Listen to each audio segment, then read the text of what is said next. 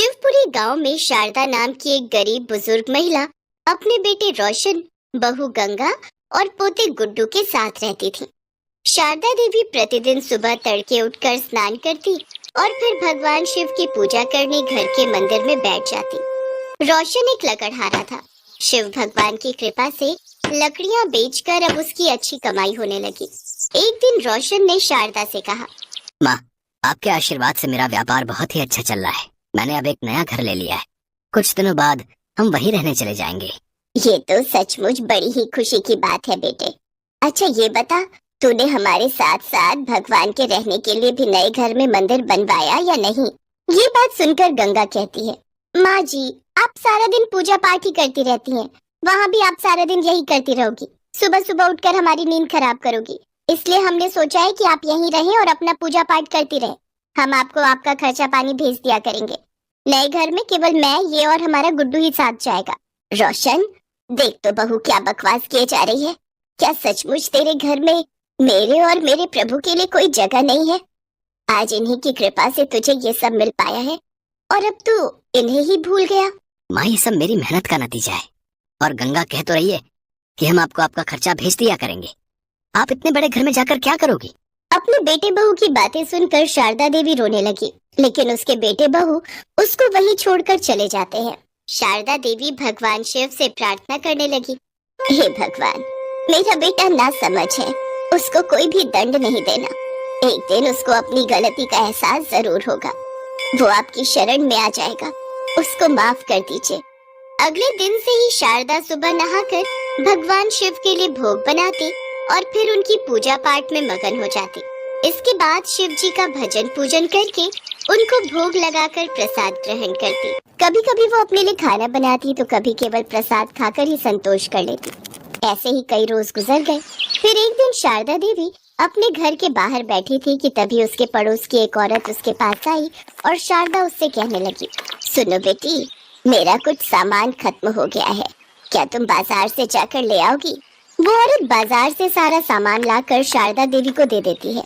शारदा उसके लिए चाय बनाकर लाती है और फिर उस औरत को धन्यवाद कहती है। चाय पीते हुए वो महिला शारदा देवी से कहती है, माँ जी, आज आपके बेटे ने अपने नए घर की खुशी में सभी गांव वालों को भोजन पर आमंत्रित किया है। क्या उन्होंने आपको नहीं बुलाया? जो मेरे शिव जी का ना हो सका, भला वो मेरा क्या होगा?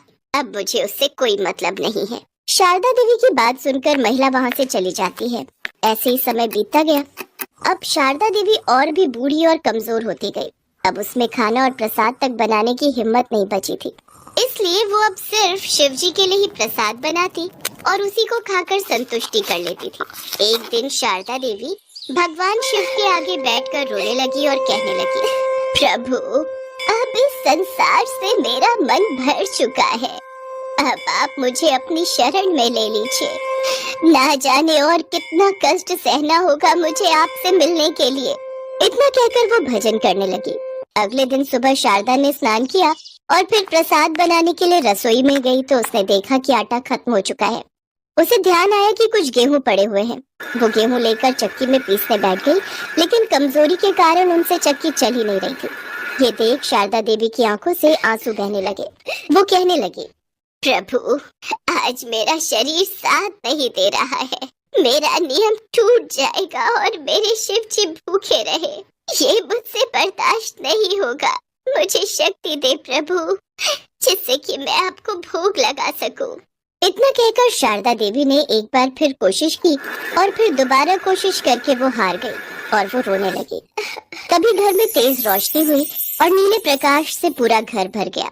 उन्होंने देखा कि स्वयं भगवान शिव चक्की चला रहे हैं। शारदा उनको देखकर हैरान रह गई। तभी भगवान ने कहा, मैया, क्या देख रही हो? मुझे बहुत जोरों की भूख लगी है, इसमें और गेहूं डालो। शारदा देवी को बिल्कुल भी होश नहीं था।